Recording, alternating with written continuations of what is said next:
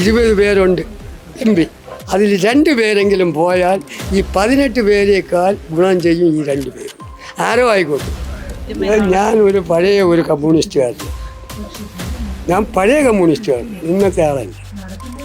നല്ല ഒരു പാർട്ടിയായിരുന്നു കോൺഗ്രസ്. ഇന്ത്യക്കകത്ത് വലിയ നല്ല ഒരു പ്രസ്ഥാനമായി. അതിനെ തകർത്ത് തരിപ്പണമാണ്. നരേന്ദ്രമോദിയെക്കുറിച്ച് നല്ല അഭിപ്രായമാണ് എനിക്ക്. അതെ, 3 സ്ഥാനാർത്ഥികൾ ഇഞ്ചോടിഞ്ച് പോരാടുവാണ്. അവരല്ലല്ലോ പോരാടുന്നത്, ജനങ്ങളാണ് പോരാടുന്നത്. കാരണം ഈ നിൽക്കുന്ന സ്ഥാനാർത്ഥികൾ 3 പേരും 3 പ്രസ്ഥാനത്തിലാണ് നിൽക്കുന്നത്, 3 രീതിയിലാണ്. അപ്പോൾ ഇവരല്ല പോരാടുന്നത്, ഈ വോട്ട് ചെയ്യുന്ന ആളുകളാണ് പോരാടുന്നത്. അവരുടെ മനസ്സിൽ ഏത് വേണമെന്ന് അവർ താല്പര്യപ്പെട്ട് ചെയ്യണം. അതാണ് ഏറ്റവും വലിയ വിജയം. അതിൽ ഏറ്റവും കൂടുതൽ വോട്ട് ആർക്ക് കിട്ടുന്നോ ആ ആൾ ജയിക്കും. ഈ 3 പേരെ കുറിച്ചും ഒന്നിച്ച് പ്രത്യേകിച്ച് പറയുന്നതല്ല. എന്നാലും സാറിന്റെ മനസ്സിൽ ഒരാൾ കാണുമായിരിക്കുമല്ലോ, ആര് വരും? ഞാൻ പഴയ ഒരു കമ്മ്യൂണിസ്റ്റുകാരനാണ്. ഞാൻ പഴയ കമ്മ്യൂണിസ്റ്റുകാരൻ, ഇന്നത്തെ ആളല്ല. എനിക്ക് 80 വയസ്സ് പ്രായമുണ്ട്. ഇതൊക്കെ കണ്ടും കേട്ടും നടക്കുന്ന ഒരു വ്യക്തിയാണ്. ഞാനിപ്പോൾ വെറും കമ്മ്യൂണിസത്തിൽ നിൽക്കുന്നില്ല. കോൺഗ്രസിനെ കുറിച്ചും ചില കാര്യങ്ങൾ എനിക്ക് പറയാനുണ്ട്. നല്ല ഒരു പാർട്ടിയായിരുന്നു കോൺഗ്രസ്. ഇന്ത്യക്കകത്ത് വലിയ നല്ല ഒരു പ്രസ്ഥാനമായിരുന്നു. അതിനെ തകർത്ത് തരിപ്പണമാക്കി. അതിൽ നിന്ന് അടർന്നു വീഴുന്നതാണ് ഇടതുപക്ഷവും വലതുപക്ഷവും ഒക്കെ. ഇടതുപക്ഷമല്ല, അന്നത്തെ കാലത്ത് കമ്മ്യൂണിസ്റ്റ് പാർട്ടിയാണ് ഒന്നായിട്ടാണ് നിന്നത്. അത് അധികാരമോഹത്തിന് വേണ്ടി 2ആയി. അത് 2 ഒടുക്കം RSP ആയി, പിന്നെ ഓരോ PSP ആയി. PSP കോൺഗ്രസിൻ്റെ ഒരു ഭാഗമാണ്. പിന്നെ മാറി മാറി പോകുന്ന ഇതെല്ലാം കണ്ടും കേട്ട് നിൽക്കുന്നതുകൊണ്ട് എനിക്ക് വേറൊന്നും പറയാനില്ല. ഇത്രയാണ്. ഇപ്പോഴത്തെ BJPയെ കുറിച്ച് പറയുകയാണെങ്കിൽ നരേന്ദ്രമോദിയെക്കുറിച്ച് നല്ല അഭിപ്രായമാണ് എനിക്കുള്ളത്. അദ്ദേഹം ഇവിടെ ഇന്ത്യക്കകത്ത് 49 ശേഷം കോൺഗ്രസ് മന്ത്രിസഭയാണ് കൂടുതലുള്ളത്. അതിനുശേഷം പല പാർട്ടികളും വന്നെങ്കിലും BJPയുടെ കാലഘട്ടത്തിൽ വരുമ്പോൾ ഇപ്പോൾ അദ്ദേഹം ചെയ്തിട്ടുള്ള നല്ല കാര്യങ്ങൾ ജനങ്ങൾക്ക് വേണ്ടി മാത്രമുള്ള കാര്യമാണ് അദ്ദേഹം ചെയ്യുന്നത്. വെറും രാഷ്ട്രീയമല്ല, ജാതി നോക്കിയല്ല ചെയ്യുന്നത്, പിന്നെ മതം നോക്കിയല്ല ചെയ്യുന്നത്.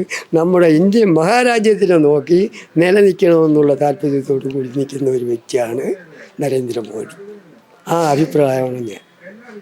രാഷ്ട്രീയമല്ല പറയുന്നത്. കാരണം ഇവിടുത്തെ കർഷകന് വേണ്ടുന്ന പല കാര്യങ്ങളും ചെയ്തിട്ടുണ്ട്. പല കാര്യങ്ങളെന്ന് പറഞ്ഞാൽ ഇവിടെ കൃഷിക്കാരനെന്ന് പറയുന്ന കൃഷിക്കാരന് ഒരു 5 സെൻറ്റ് സ്ഥലം ഉണ്ടെങ്കിലും ഒരു വർഷം 2000 രൂപ 6000 രൂപ കൊടുക്കുകയാണ്. കർഷകനാണ് കൊടുക്കുന്നത്, അത് ഭൂമിക്കല്ല കൊടുക്കുന്നത്, കർഷകന് കൊടുക്കുകയാണ്.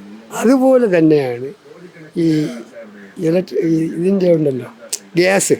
സാധാരണക്കാരായ ആളുകളുടെ വീടുകളിൽ ഗ്യാസ് കിട്ടാൻ 10,000, 7,000, 6,000 രൂപയൊക്കെ കൊടുത്ത് എടുക്കുന്ന ഒരു സംവിധാനം ഉണ്ടായി.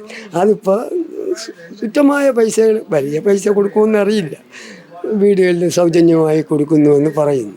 അതുപോലെ ഇത് 2ാമത്തെ. 3ാമത്തെ കാര്യമാണെന്നുണ്ടെങ്കിൽ പൈപ്പ് ലൈൻ. എല്ലാ സാധാരണക്കാരൻ്റെ വീട്ടിലും പൈപ്പ് ലൈൻ കൊടുത്തിട്ടുമുണ്ട്. എൻ്റെ വീട്ടിൽ വന്ന് ചോദിച്ചു. ഞാൻ പറഞ്ഞു എനിക്ക് വേണ്ടാന്ന് പറയാൻ കാരണം ഞാൻ താഴ്ന്ന ഭാഗത്താണ് താമസം, അവിടെ വെള്ളമുണ്ട്, അതുകൊണ്ട് വേണ്ട എന്ന് പറഞ്ഞു. അതുകൊണ്ട് നരേന്ദ്രമോദിയെക്കുറിച്ച് എനിക്ക് നല്ല അഭിപ്രായമാണ്. ഞാൻ ഒരു കാര്യം ചോദിച്ചോട്ടെ സാർ, ഇപ്പം നമ്മുടെ ഇന്ത്യ സ്ഥാനാർത്ഥി ഉണ്ടല്ലോ, രാജീവ് ചന്ദ്രശേഖർ, പുള്ളി കേന്ദ്രമന്ത്രി കൂടിയാണ്. അപ്പം ആ പുള്ളിക്കാരൻ നമ്മുടെ ഈ ഒരു തിരുവനന്തപുരത്ത് ലോക്സഭാ മണ്ഡലത്തിൽ വിജയിച്ചു കഴിഞ്ഞാൽ വികസനം ഉണ്ടാവും എന്ന്. അത് മാത്രമല്ല, തിരുവനന്തപുരത്ത് മണ്ഡലത്തിൽ മാത്രമല്ല ഞാൻ പറയുന്നത്, കേരളത്തിൽ നിന്നും 2 MP-മാരെയെങ്കിലും കേന്ദ്രത്തിലേക്ക് പറഞ്ഞയക്കണം. ഇതാണ് എൻ്റെ താല്പര്യം. 20 പേരുണ്ട് MP. അതിൽ 2 പേരെങ്കിലും പോയാൽ ഈ 18 പേരേക്കാൾ ഗുണം ചെയ്യും ഈ 2 പേര്. ആരോ ആയിക്കോട്ടെ. ഈ തിരുവനന്തപുരം മണ്ഡലത്തിലൊന്നുമുള്ളതല്ല, കേരളത്തിനകത്ത് 20 MP-മാരുണ്ട് 140 സീറ്റുകളിലായിട്ട്. അതായത് ഒരു പാർലമെൻറ്റ് മണ്ഡലം എന്ന് പറയുമ്പോൾ 7 എണ്ണമാണ്. അങ്ങനെ 20 പാർലമെൻറ്റ് 140 MLA-മാരുള്ള സ്ഥലത്ത് 20 MP-മാരാണ്. അപ്പോൾ ഇതിൽ രണ്ടുപേരെയെങ്കിലും പറഞ്ഞയക്കുന്നു. അത് ഇന്നാരെ വേണം എന്ന് ഞാൻ പറയുന്നില്ല, അത് ജനങ്ങളാണ് തീരുമാനിക്കേണ്ടത്.